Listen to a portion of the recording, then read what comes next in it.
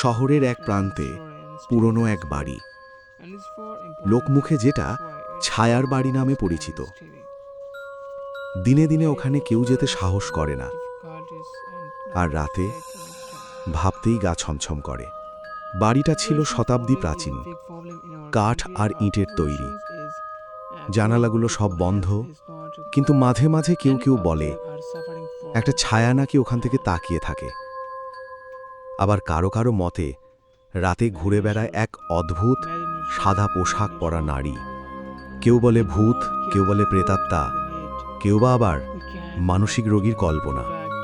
এই রকমই কৌতূহলের বশে একদিন শহরের ইউনিভার্সিটির ছাত্র রায়হান সিদ্ধান্ত নিল সে নিজেই সেই বাড়ির রহস্য উদ্ঘাটন করবে। তার ছিল ভিডিও ক্যামেরা, নোটবুক আর অফুরন্ত সাহস। বন্ধুরা তাকে বারবার নিরুৎসাহ করল, কিন্তু সে কারোর কথা শুনল না। রাত 10টা, রায়হান পৌঁছালো সেই পুরনো বাড়ির সামনে। গেটটা আধা খোলা, যেন কেউ তার জন্যই অপেক্ষা করছে। বাতাস ভারী, চারপাশে শুনশান। তার পা এগিয়ে গেল, একটা, দুটো, তারপর সে বাড়ির ভেতরে ঢুকল। ভেতরটা অন্ধকার, ধুলো, ময়লা আর পোকার আওয়াজে ভরা। তার টর্চ জ্বালিয়ে ঘোরাঘুরি শুরু করল। প্রথম ঘরটা ছিল একটা পুরনো লাইব্রেরি। ছড়ানো ছিটানো বই, ভাঙা চেয়ার, ছিঁড়ে যাওয়া পর্দা, সবই অদ্ভুতভাবে জমেছিল, যেন কেউ বহু বছর ধরে এগুলো নাড়েনি। হঠাৎ পিছন থেকে একটা শব্দ, ঠক ঠক ঠক। সে পিছনে ঘুরে তাকালো, কেউ নেই। হয়তো কাঠের শব্দ বা ইঁদুর। সে আবার এগিয়ে চলল। তারপর একটা দরজা পেল, নিচতলার শেষ ঘর। দরজার উপর লেখা জং ধরা হরফে, এই ঘরটি খোলা নিষেধ। সে থামল, একটু দ্বিধা হলো, তারপর বলল, এই তো রহস্যের কেন্দ্র, নিশ্চিত। দরজা খুলতেই কেমন যেন একটা ঠান্ডা হাওয়া ছুটে এলো। ভেতরে ছিল একটা ছোট্ট ঘর, মাঝখানে একটা কাঠের টেবিল, টেবিলের উপর মাখা একটা ডায়েরি, আর তার পাশে একটা মোমবাতি, যেন কেউ ইচ্ছে করেই ওখানে রেখেছে। রায়হান ডায়েরিটা খুলল।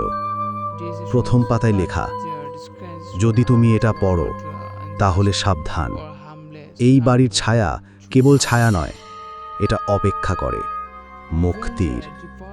তারপর পাতাগুলোতে কারোর ব্যক্তিগত নোট।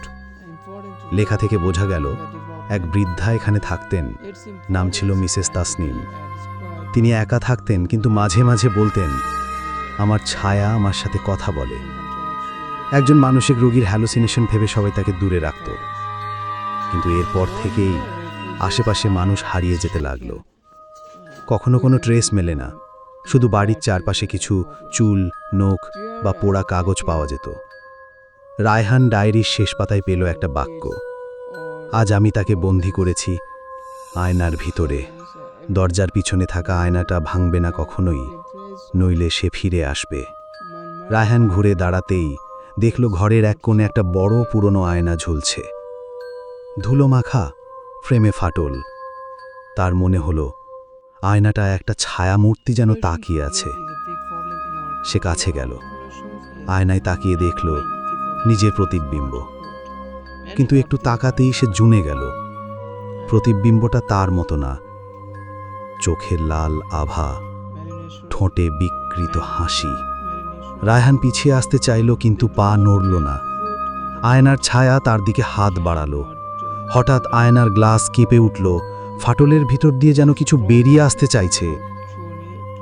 সে ছুটে বেরিয়ে গেল ঘর থেকে, দরজাটা বন্ধ করে দিল। দৌড়ে উপরের তলায় উঠল। দরজাগুলো খোলা, দেয়ালে আগুনে পোড়া চিহ্ন। হঠাৎ আবার সেই শব্দ, ঠক ঠক ঠক। সে ঘুরে তাকালো, একটা ছায়ামূর্তি দাঁড়িয়ে আছে করিডোরের শেষে।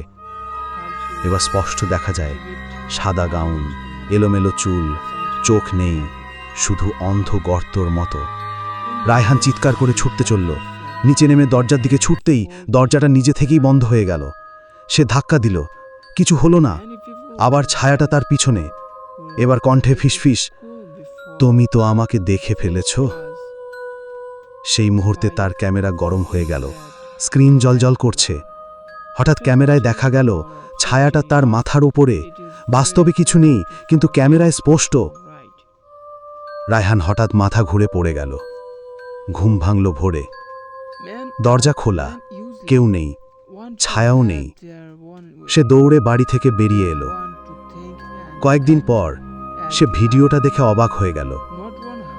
ক্যামেরায় শেষ দৃশ্যে সে যখন পড়ে যায়, ঠিক সেই মুহূর্তে আয়নার দিকে এক ছায়া ফিরে তাকায় এবং বলে, একজন মুক্ত হলো, এখন আর একজন লাগবে।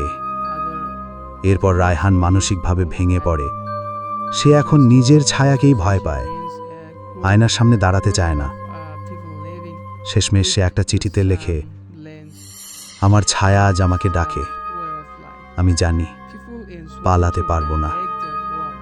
যে ঘরটা বন্ধ ছিল সেটা কখনো খোলা উচিত হয়নি।